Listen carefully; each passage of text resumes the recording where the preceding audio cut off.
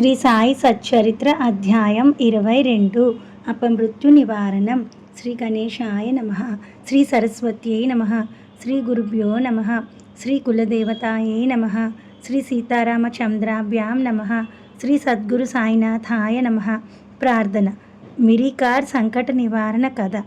అహ్మద్ నగర్ పట్టణంలో బాలాసాహెబ్ మిరికర్ అనే వ్యక్తి ఉండేవాడు.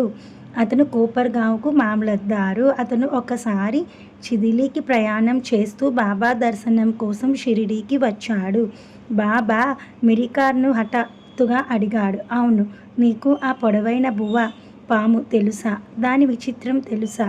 అది తన కుడి అరచేతి పైన ఎడమ మోచేయిని ఉంచి ఎడమ అరచేయిని క్రిందికి మీదికి పాము పడగలా ఆడిస్తూ, అది చాలా భయంకరమైనది సుమా అన్నాడు బాబా.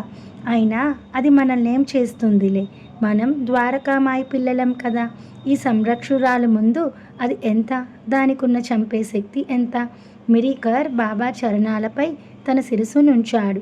చిదలీకి ఆలస్యమవుతుందేమోనని తనలో తాను గొనుక్కున్నాడు. వెళ్ళిపోవటానికని అతను మసీదు మెట్లు దిగసాగాడు. అప్పుడు బాబా మాధవరావుతో, శ్యామ, నీవు కూడా సిద్ధమై ఇతనితో వెళ్ళు అని చెప్పాడు. వెంటనే శ్యామ మిరికార్ దగ్గరికి వెళ్ళాడు. నీ టాంగాలో నేను కూడా నీతో పాటు చెదిలి వస్తాను. నీతో పాటు నన్ను వెళ్ళమని బాబా చెబుతున్నాడు అన్నాడు. ఇది విని, అయినా అంత దూరం చిదిలీకి వచ్చి నువ్వేం చేస్తావు? నీకు అనవసరంగా శ్రమ అవుతుంది అన్నాడు మిరికార్. మాధవరావు వెనక్కి తిరిగి బాబాతో ఆ విషయం చెప్పాడు. సరేలే, మనదేం పోతుంది అన్నాడు బాబా. మంత్రంలో, పుణ్యక్షేత్రంలో, ద్విజునిలో దైవంలో, దైవజ్ఞి, జ్యోతిష్కునిలో, వైద్యునిలో, గురువులో నీకు ఎలాంటి శ్రద్ధా విశ్వాసాలుంటాయో అలాంటి ఫలితమే నీకు కలుగుతుంది. మనం మాత్రం నిత్యం ఇతరుల హితాన్నే కోరాలి, తగిన సలహాలు ఇవ్వాలి.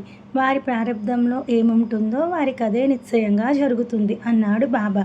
దానితో మిరికర్కు అనుమానం కలిగింది. బాబా మాటలను ఆదరించాలి అనుకున్నాడు. మాధవరావుకు సైగ చేసి, చెదిలీకి నాతో పాటు నువ్వురా అన్నాడు.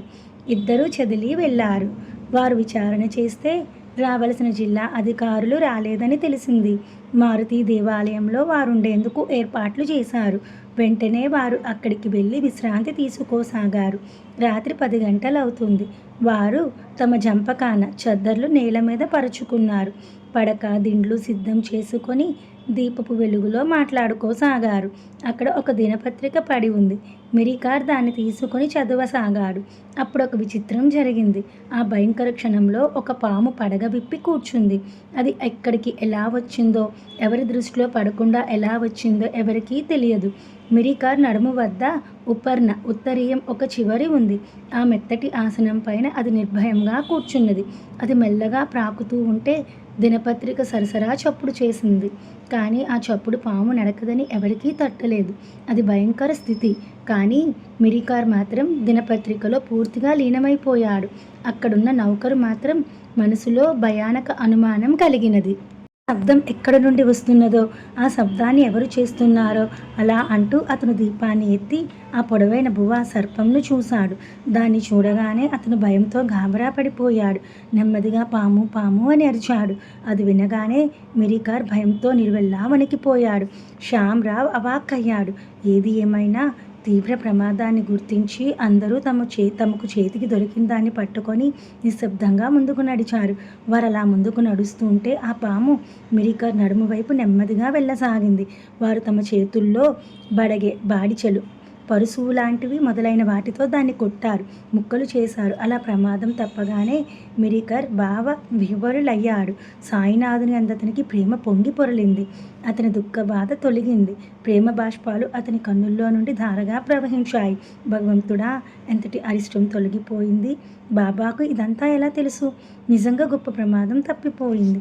సమయానికి బాబా ఎలా హెచ్చరిక చేశాడో, నాకు తోడుగా నేను వద్దంటున్నా నా టాంగాలో శ్యామాను పంపించాడు. నిజంగా బాబా హృదయం ఎంత దయాపూర్ణమో, అతనికి ఎంత అంతర్దృష్టి ఉందో, ముందున్న అనర్థాలు తెలుసుకొని తగిన సలహాలు ఇస్తూ ఉంటాడు కదా.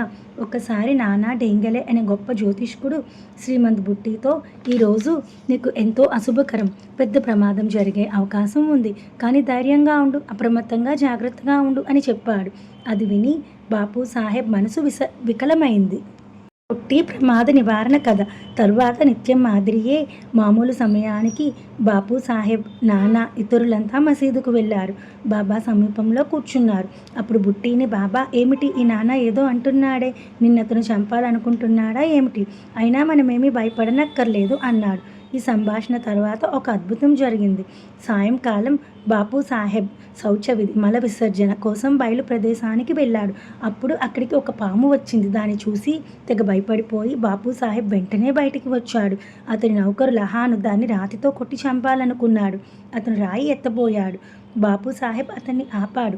రాతితో వద్దు, వేగం వెళ్ళి దుడ్డుకర్ర తీసుకురా, ఇలాంటి విషయాల్లో తొందరపాటు పనికిరాదు అన్నాడు. లహాను కర్ర కోసం వెళ్ళాడు. అంతలో ఆ పాము గోడ మీదకి ప్రాకుతూ జారి కింద పడిపోయింది. ఒక రంధ్రం గుండా వెళ్ళిపోయింది. ఇంకా దానిని చంపవలసిన అవసరం లేకపోయింది. అప్పుడు బుట్టీకి బాబా మాటలు జ్ఞాపకానికి వచ్చాయి. బాబా అద్భుత చర్యను చూశాడు. తన ప్రాణాలను, పాము ప్రాణాలను కూడా బాబా కాపాడాడు కదా. అమీర్ షక్కర్ విపత్తు నివారణ కథ. ఊళ్ళో అమీర్ షక్కర్ అనే వ్యక్తి ఉన్నాడు. అతనికి సాయి యందు అపార భక్తి. అతను ఒక వ్యాధితో బాధపడుతూ ఉండేవాడు. అతను షిరిడీకి పరిగెత్తాడు. తన వ్యాధి గురించి వివరంగా చెప్పాడు. ఆ దుఃఖాన్ని నుండి తనకు విమోచనం కలిగించమని ప్రార్థించాడు. అతను వాత వికారం, కీళ్ళ నొప్పులతో బాధపడుతున్నాడు. వెళ్ళి చావడిలో సుస్థిరంగా కూర్చో అని బాబా అతనికి చెప్పాడు. బాబా రోజు విడిచి రోజు మసీదు నుండి చావడికి రాత్రిపూట వెళ్ళేవాడు. ఆ చావడియే అమీరుకు వసతి అయింది. ఆ చావడి పురాతనమైనది. అది జీర్ణమైపోయింది. సాలెపురుగులు, బల్లులు, తేళ్లు, పాములు అక్కడ యథేచ్ఛగా జీవిస్తున్నాయి. పైగా ఆ చావడిలో కుష్ఠరోగులు ఉంటున్నారు. ఎంగిలి తిండిని తినడానికి అక్కడ కుక్కలుంటున్నాయి. ఈ చావడి మాట వినగానే అమీర్కు ఎంతో కష్టం కలిగింది. ఈ చావడి వెనక భాగమంతా చెత్తాచెదారంతో నిండి ఉంటుంది. అక్కడ ఎన్నో రంధ్రాలున్నాయి. మోకాల లోతు వరకు గోతులున్నాయి. అతని దశ కుక్క కన్నా అధ్వానమైపోయింది. పైనుండి వర్షం కురుస్తూ ఉంటుంది. నేల అంతా తేమగా తడిగా ఉంటుంది. ఇంతేనా, చలిగాలి వీస్తూ వణికించేస్తుంది. అమీర్ ఎంతో చింతకు లోనయ్యాడు. అతను గాలికి, వానకు, లోపలి తేమకు, నేలతడికి అన్నింటికీ గురి అయ్యాడు. అతని శరీరం, అతని కీళ్లు బిగుసుకుపోయాయి. బాబా మాటయే అతనికి ఔషధం. అందుకని ఆ చావడిలో ఉండిపోయాడు. పూర్తిగా 9 నెలలు ఉన్నాడు. గది మధ్యలో తన పడక వేసుకునేవాడు. దర్శనార్థం మసీదుకు కూడా రావద్దని బాబా శాసించాడు. అయితే ఆ చావడిలో అతనికి సహజంగానే ప్రయాస ఏమాత్రం లేకుండానే బాబా దర్శనం లభించేది. రోజు విడిచి రోజు 2 వేళల్లో అతను కనుల తృప్తి తీరా చావడి ఉత్సవాన్ని దర్శించేవాడు. ప్రతిరోజు బాబా భిక్షకు వెళ్ళేవాడు. చావడి నుండి అతను వేగంగా వెళ్ళేవాడు. అలా అమీర్కు బాబా వెళుతున్నప్పుడు, మరలా తిరిగి వస్తున్నప్పుడు కూడా చాలా సులువుగా బాబా దర్శనం అయ్యేది. అలాగే ప్రతిరోజు సాయంత్రం బాబా చావడి ముందుకు వచ్చేవాడు.